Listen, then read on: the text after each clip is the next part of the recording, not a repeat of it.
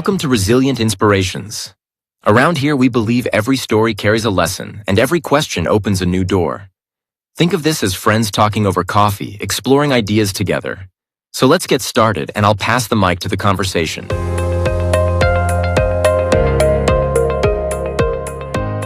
Welcome to the debate. So when you build a suspension bridge, you don't just calculate how much weight the cables can hold on a perfectly sunny 70-degree day. You calculate the exact wind speed that will literally tear the steel apart. You actively hunt for the fracture points. You design for the hurricane. Exactly. You have to assume the worst possible conditions, right? Just to ensure the structure actually stands when reality inevitably hits. Basically, you engineer for disaster. Right. But when we step out of physical engineering and into the world of human decision-making, we ignore the hurricane entirely. We obsess over the sunny day. We focus entirely on our goals, our desired outcomes, and our brilliant innovations. Yeah, we like the shiny things. We do. So today, we are analyzing a comprehensive set of mental models to answer a pretty fundamental question. Is the subtractive logic of inversion, meaning obsessing over how to avoid catastrophic failure, is that our most vital cognitive framework? I am taking the position today that inversion is a practical and ethical imperative, and that systematically avoiding predictable stupidity is actually far more important than the risky pursuit of visionary brilliance. And I am taking the opposite stance. I argue that if you only engineer for the hurricane, you literally never build anything new. While inversion is a fantastic stress test, fundamentally reactive frameworks just cannot replace the additive, forward-thinking vision necessary to drive genuine human progress. Okay, let's start by looking at the default setting of our own brains. Human beings are neurologically wired for optimism. We naturally default to visualizing success. I mean, if you're listening to this and you've ever planned a major project, maybe a home renovation or a software launch, you've almost certainly fallen victim to the planning fallacy. Oh, absolutely. The planning fallacy is that incredibly common cognitive glitch where we chronically underestimate how much time, money, and effort a task will take, even if we have done it 100 times before. Yes. We just assume, well, everything will go perfectly this time. Right. We build this echo chamber of our own best intentions. We only look for information that confirms our sunny day scenario, which is classic confirmation bias. And this is exactly why the 19th century mathematician Carl Jacobi famously said, "Mumash immer umkehren," meaning invert, always invert. He believed the solution to really complex math problems was often found by working backward. You also see this in the Stoic practice of Premeditatio Malorum, the premeditation of evils. The Stoics systematically neutralized their psychological blind spots by imagining the absolute worst-case scenarios in vivid detail. Right. By making the avoidance of failure your primary goal, you prevent iatrogenics, which is a medical term for harm caused by the intervention itself. I see that, but I come at it from a different way. I fully acknowledge that identifying failure modes is a useful exercise, but human progress at its core relies on additive, goal-oriented logic. If you center your entire cognitive architecture around what could go wrong, you just create a culture of defensive pessimism. You get decision paralysis. But I mean, is it decision paralysis sometimes better than confidently driving off a cliff? Not if you were trying to solve a global crisis or build a completely new industry. True breakthroughs require stripping away assumptions via first principles and building upward. Take Elon Musk redefining the economics of space travel, for instance. Okay. He didn't revolutionize rockets by merely barricading against disaster or obsessing over how they explode. He looked at the fundamental raw materials, the aerospace-grade aluminum alloys, the titanium, the carbon fiber, and he asked, what is the physical limit of assembling these? He envisioned a totally new paradigm. Inversion maintains the status quo, whereas forward-thinking actually breaks it. I see why you think that, but let me give you a different perspective on how these two models function in the real world. Because to understand why forward thinking is inherently dangerous in complex systems, we have to look at survivorship bias and the trap of silent evidence. Oh, this is the Abraham Wald example from World War II, right?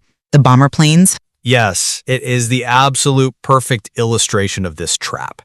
So, in 1943, the military wanted to add heavy armor to their bomber planes to reduce casualties.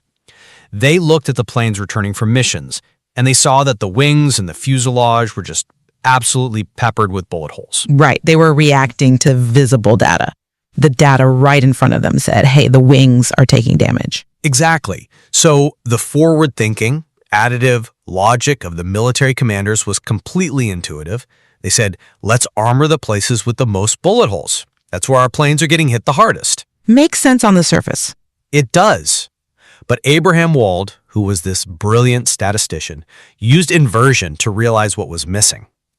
The silent evidence. The planes they were looking at were the survivors. Yeah. The planes that didn't make it back. The ones sitting smoking at the bottom of the ocean. Those were the ones that got hit in the engines and the cockpit. The bullet holes on the surviving planes just showed where a plane could take a hit and still successfully fly. Right. So Wald told the generals to armor the empty spaces. And this is why forward thinking is so incredibly perilous. It blindly ignores invisible systemic risks because it only validates visible successes. I'm sorry, but I just don't buy that. Let me tell you why. Wald's example is a brilliant, undeniable use of inversion. I'll give you that. But it is highly situational. It's a classic example of identifying a statistical bias in a data set, but it doesn't invalidate forward thinking as a primary engine for discovery. Wait, how doesn't it? The forward thinkers were literally about to weigh down the planes with useless armor in the wrong spots and get more pilots killed. Because the limitation of inversion is that it can lead to an obsession with missing data and just excessive pessimism. If you only look for what's failing or what's missing, you ignore massive positive opportunities. Forward thinking, when paired with the scientific method, is a far more balanced way to uncover truth. How so? Well, you form a falsifiable hypothesis, which is a forward-looking prediction about how the universe works, and you actively test it with empirical data. But actively testing a hypothesis is essentially trying to break it. That's inversion. You're literally trying to prove yourself wrong. Not entirely. When Albert Einstein proposed the particle theory of light, Robert Millikan didn't prove it by only asking how the theory could fail. He designed rigorous experiments, the famous photoelectric effect experiments, to observe how it actually worked in reality. He was measuring the positive additive mechanism. We just don't have to default to a purely negative outlook to be intellectually rigorous. Okay, let's use a metaphor to clarify this dynamic. Relying strictly on forward thinking, even with the scientific method attached to it, is like driving a complex vehicle by only staring at the destination on the horizon. Inversion is looking at the dashboard. Okay. It's checking the engine light, the oil pressure, the fuel gauge. If you don't systematically look for engine failure warnings, you will never reach that destination on the horizon, no matter how rigorously you test your forward momentum. The destination is completely irrelevant if the engine seizures on the highway. Okay, the dashboard metaphor makes sense for an individual's brain, I'll grant you that. But what happens when we scale that up? When we transition from internal psychological flaws to the external systems we build for other people? Because if we treat every system like a car on the verge of catastrophic engine failure, we run into serious practical limitations. Treating every user of a system like they are about to crash seems, well, incredibly pessimistic. Actually, I would argue that transitioning to external systems makes inversion an even greater moral imperative. Let's look at healthcare UX design, specifically the software interfaces doctors use to prescribe medication. Okay, high stakes? Very high stakes. When designers initially tried to optimize these hospital systems, their goal was maximum efficiency. Pure forward-thinking, additive logic. Make it faster, make it smoother. Which sounds necessary, right? Doctors are exhausted, they are working 14-hour shifts, they need speed. Right, they do, but it led to fatal errors. Think of a drop-down menu. A doctor needs to prescribe a stimulant, so they type EPH and hit enter. But because the system was designed for pure, frictionless speed, it autofilled epinephrine instead of ephedrine. Oh, wow. two wildly different drugs. Two wildly different drugs with massive fatal consequences. The system was just too frictionless. Doctors were moving too fast and relying on muscle memory. So when a new team applied inversion, they didn't ask, how do we make this faster? They asked, how do we prevent a doctor from accidentally killing a patient? So they introduced deliberate friction. Exactly. Think of them like rumble strips on a highway. They force you to jolt awake and pay attention before you veer off the road. The designers added pop-ups requiring doctors to manually type out a dosage confirmation for high-risk drugs. Which I'm sure annoyed the doctors. Oh, it was way less efficient. It annoyed them terribly, but it saved lives. By anticipating human fallibility, they designed a resilient system. And, we see this exact same dynamic in environmental sustainability. Wait, how does that apply to sustainability? Oh, eco-lifestyles fail because of social friction, convenience traps, and systemic pressure. Humans suffer from present bias. Meaning we heavily discount the future. Like we will take a $10 reward today over a $20 reward next month. Precisely. We'll take the convenience of a single-use plastic bottle today over the abstract promise of a cleaner ocean in 50 years. We cannot just hope for green success and tell people to try harder. We have to design regenerative systems based on anticipating the collapse of infrastructure and mitigating those exact human behavioral failures.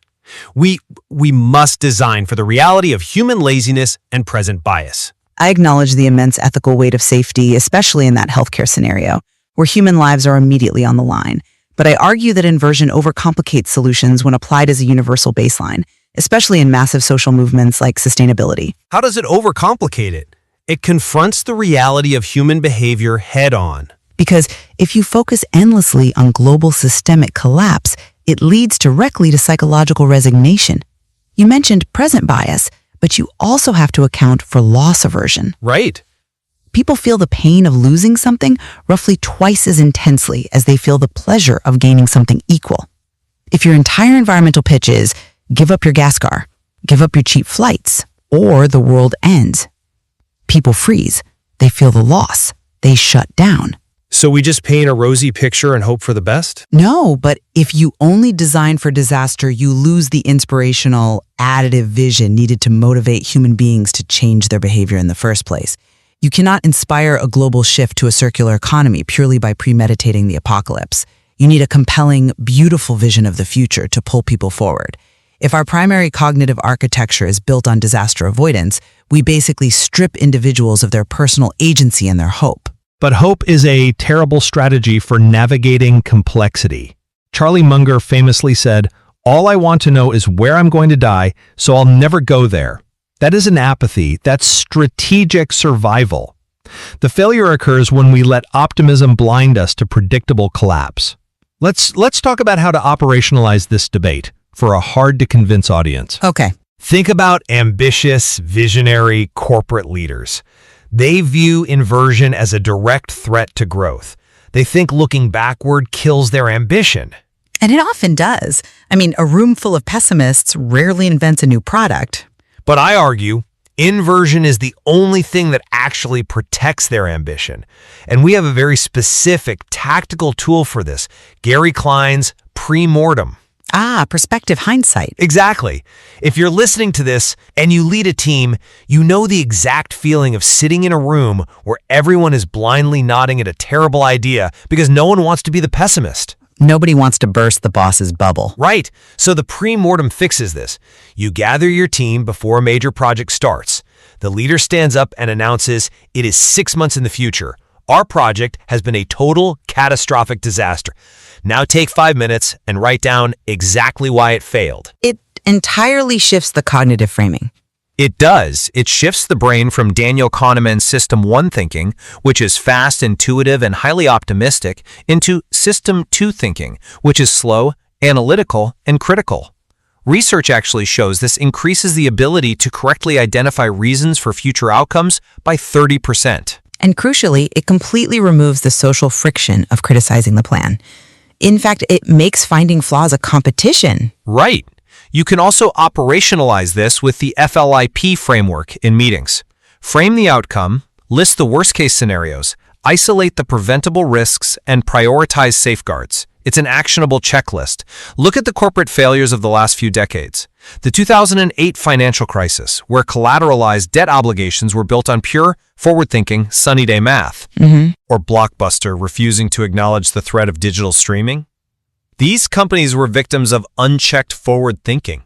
They were so focused on their additive growth models that they ignored obvious gray rhinos, which are highly probable, high-impact threats charging right at them. And you think inversion would have saved them? It saved Apple. Look at Steve Jobs' 1997 Apple turnaround. It was an absolute masterclass in subtractive logic. When he came back to the company, Apple was bleeding cash. They had over a dozen different desktop models, various printers, the Newton device. Consumers were just paralyzed by the paradox of choice. It was a heavily bloated catalog. Severely bloated. Jobs didn't just walk in and add new things. His very first move was to slash 70% of the product lines. He drew a simple 2x2 grid, consumer, pro, desktop, portable, and he killed everything else. By subtracting, by looking at what was failing and cutting it, he unscattered his engineering talent. He freed up the cognitive and financial capital needed to avoid bankruptcy.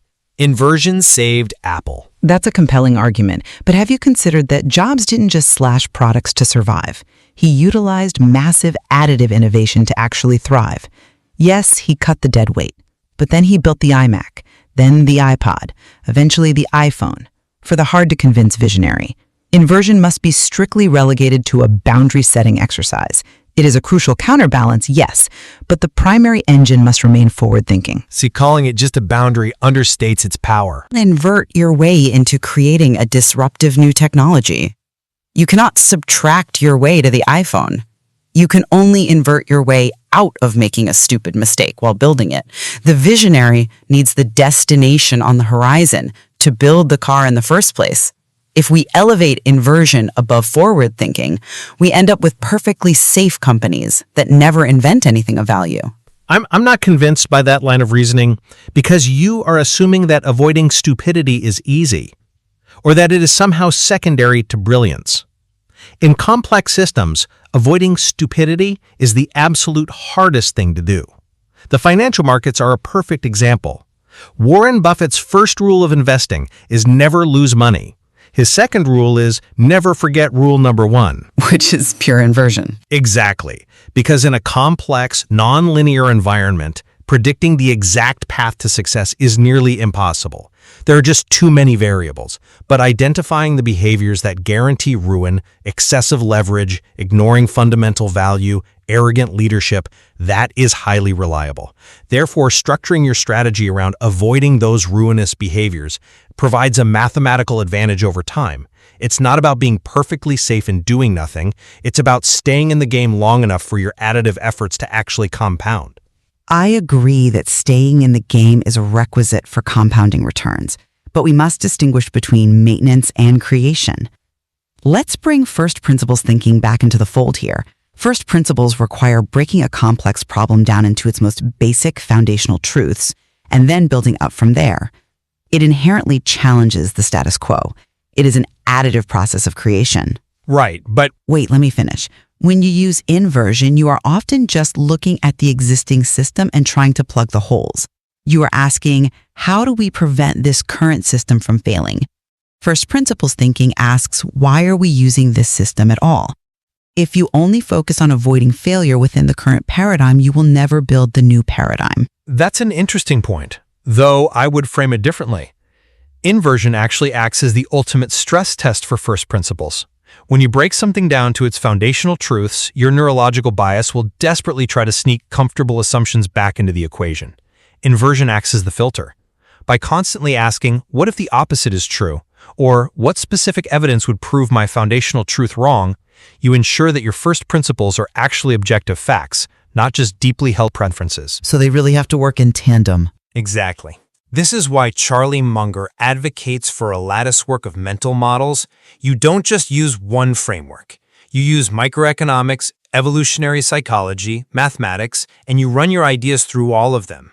And inversion is the universal solvent in that latticework. It burns away the ego and the wishful thinking before you build. We are definitely finding convergence on the concept of the latticework. Relying on a single mental model, whether it is purely forward-thinking or a purely inversion, guarantees massive blind spots. Complexity demands multiple perspectives.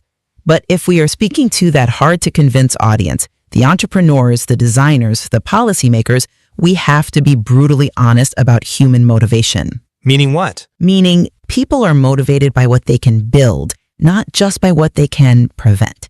You have to synthesize the two. You absolutely need the visionary, additive goal to generate the energy, the capital, and the momentum. Then, you deploy inversion to build the guardrails. You use the pre-mortem to ensure the team doesn't drive the project off a cliff, but the engine of the project is still the forward-facing vision. I can accept that synthesis. The most sophisticated cognitive architecture requires housing ambitious, forward-thinking goals securely within the failure prevention boundaries established by inversion. But we must remain vigilant. The gravitational pull of human nature will always drag us back toward pure optimism. We will always want to look at the bullet holes on the returning planes and completely ignore the silent evidence at the bottom of the ocean. It requires immense, continuous discipline. It does. It requires forcing yourself to look at the dashboard when the horizon is so incredibly beautiful. Surviving complex environments requires the subtractive wisdom of systematically eliminating failure modes. By constantly asking, what could destroy us, and avoiding those things, we achieve a durable success that blind optimism can never guarantee. And my position remains that while avoiding stupidity is a necessary baseline, human achievement ultimately relies on the additive pursuit of first principles and visionary goals. You need the courage to build upward. Intellectual charity and rigorous challenge really sharpen our understanding of reality, and the synthesis, preventing failure while pursuing greatness, is exactly why we need both perspectives. There is certainly much more depth to explore in the study of cognitive biases and strategic frameworks. So, as you face your next major decision, remember that bridge we talked about at the beginning. Will you just visualize the sunny day, or will you have the discipline to design for the hurricane? Thank you for joining us on The Debate. That wraps up today's journey. Thanks to my friends for sharing their thoughts, and to you for being part of this circle. Remember, inspiration isn't found once, it's built every day in small choices. If this talk spoke to you, share it, follow along, and let's keep the conversation alive. Until next time, stay curious and stay inspired.